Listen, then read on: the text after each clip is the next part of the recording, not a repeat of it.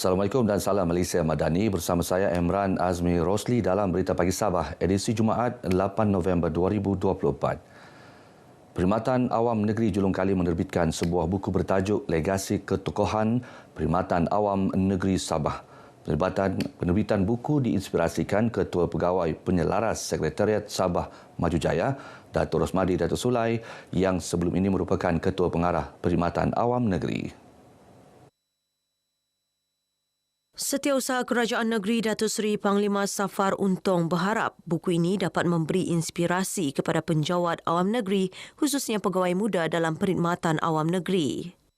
Kepada penjawat awam yang muda, bacalah buku ini kerana ini merupakan rentetan pengalaman daripada tokoh-tokoh penjawat awam. Walaupun pentadbiran mereka berbeza dari segi masa, tapi banyak ilmu-ilmu pengetahuan yang dapat kita pelajari daripada buku tersebut.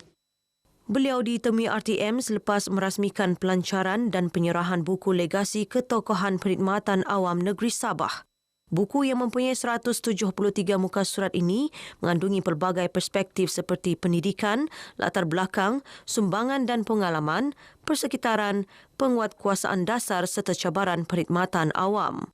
Buku ini akan diedarkan kepada Ketua Jabatan Negeri serta ditempatkan di perpustakaan negeri dan daerah. Pembelajaran sains, teknologi, kejuruteraan dan matematik STEM serta pendidikan dan latihan teknikal dan vokasional TVET perlu diperkasa di peringkat persekolahan. Ia bagi melengkapi pelajar dengan pelbagai kemahiran yang boleh menjadi sumber pendapatan selepas tamat persekolahan.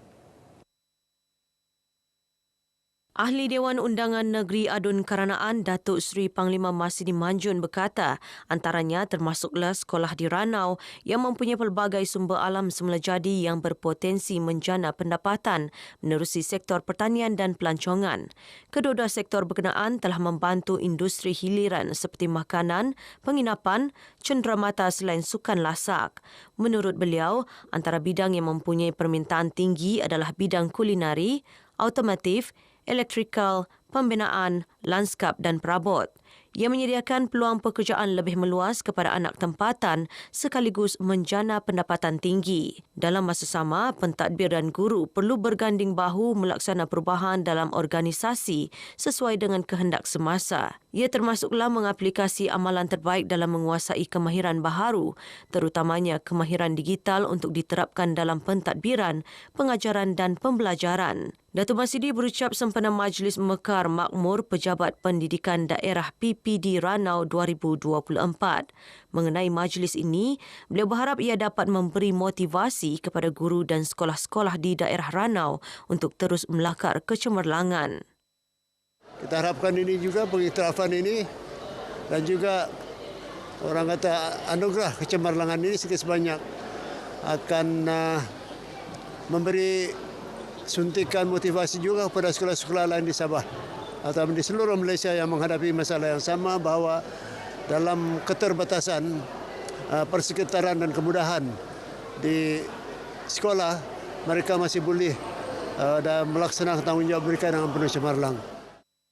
Dalam majlis ini, Datuk Masidi yang juga Menteri Kewangan menyalurkan peruntukan RM20,000 kepada PPD Ranau bagi mengiktiraf peranan guru-guru di daerah berkenaan. Seramai 223 penerima anugerah Mekar dan 77 penerima anugerah Makmur.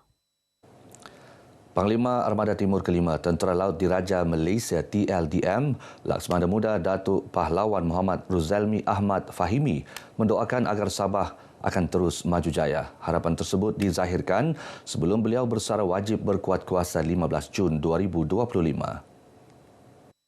Sebenarnya begitu seronok sekali bertugas di Sabah dalam 3 penugasan dan begitu banyak kawan-kawan pengalaman yang manis, dan saya mendoakan semoga Sabah akan terus maju jaya.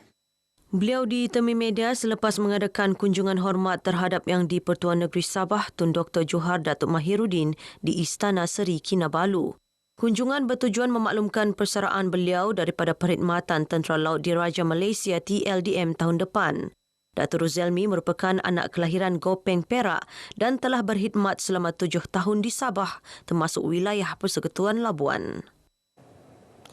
Karnival Civil Military Cooperation (CIMIC) anjuran Kementerian Pertahanan bakal berlangsung selama 2 hari bermula esok di Balai Cerap Al-Biruni Putatan. Panglima Brigad Kelima Infanteri Brigadier Jeneral Dato' Muhammad Zamri Abdullah berkata, karnival itu antara lain bertujuan memupuk kerjasama strategik dengan masyarakat. Ia termasuk memberi peluang kepada orang ramai khususnya golongan belia untuk mengenali lebih dekat tugas dan tanggungjawab Angkatan Tentera Malaysia. Untuk kali ini kita namakan dia sebagai program CIMIC supaya kita boleh berkolaborasi dengan agensi-agensi lain dan juga orang awam dan juga tentera. Kalau sebelum ni kalau kita buat pameran tu tentera saja. Kalau tentera darat. Sebelum ni kan tentera laut buat dia punya programnya tu di pelabuhan itu tadi kan hanya tentera laut. Cuma yang program ini kita gabungkan semua sekali dengan agensi-agensi awam. Dato' Muhammad Zamri ditemui RTM selepas menjadi tetamu Kita Cerita Kita Kongsi di Konti Sabah FM. Antara pengisian karnival adalah pameran aset ketenteraan, demonstrasi tempur tanpa senjata, tarian perang dan cabutan bertuah. Orang ramai diajak hadir ke karnival berkenaan.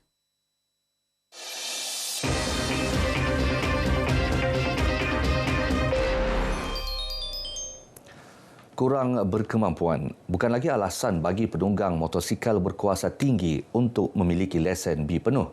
Ia susulan pelaksanaan program khas peralihan lesen memandu Malaysia LLM kelas B2 atau B1 kepada LLM kelas B berkuat kuasa 1 Oktober lalu.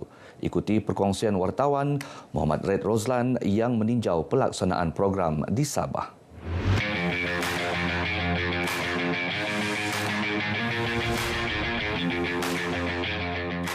Program ini menawarkan bayaran serendah RM160 kepada pemilik lesen B2 atau B1 untuk mendapatkan lesen B penuh. Kita anggarkan dalam penjimatan yang boleh dilaksanakan yang dapat menerima manfaat daripada calon adalah dalam sekitar 3 ke 400 lah, sebab harga untuk mendapatkan lesen berpenuh sebelum ini dalam sekitar 5 ke 700, tapi dengan pelaksanaan program khas peralihan ini calon hanya membayar RM160 sahaja dengan latihan penyesuaian selama 2 jam di Litar. 3 elemen penting perlu dipelajari sebelum mendapatkan lesen B penuh menerusi latihan yang mudah dan cepat.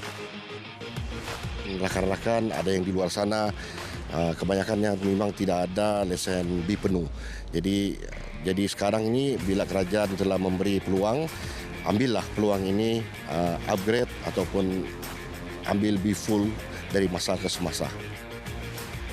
Kami akan melatih mereka supaya mereka lebih berpengetahuan tentang pengendalian motosikal berkuasa tinggi dan mempunyai kemahiran mengawal motosikal dan mempunyai sikap selamat menunggang apabila berada di atas jalan raya. Isu dan cabarannya adalah bagi peringkati Institut Memandu adalah dari segi facilities lah. Kebanyakan bila kita tengok rekod-rekod sijil pengajar dan juga sijil kenderaan Institut Memandu tu kebanyakannya untuk kenderaan tu agak limited lah, agak kurang. Pemegang lesen B1 dan B2 yang memiliki lesen melebihi 10 tahun layak memohon lesen B penuh menerusi program ini. Syarat dan kelayakan boleh diperiksa menerusi aplikasi MyJPJ, portal MySikap Awam dan kaunter JPJ terdekat. Tanpa lesen B penuh yang sah, penunggang motosikal berkuasa tinggi boleh dikompaun sehingga RM300 di bawah Seksyen 26 dalam kurungan 1 Akta Pengangkutan Jalan APJ 1987. Sejumlah 13,617 notis dikeluarkan kepada penunggang motosikal berkuasa tinggi yang tidak memiliki lesen B penuh di Sabah. Justru rebutlah peluang yang ditawarkan ini untuk mendapatkan lesen pada harga lebih rendah sekaligus mengelak dikenakan kompaun. Muhammad Raid Roslan, RTM. Baik saudara, sekian paparan Berita Pagi Sabah kali ini. Menyusul selepas ini Berita Pagi Sarawak. Dari sungai hingga segara, Palestin pasti merdeka.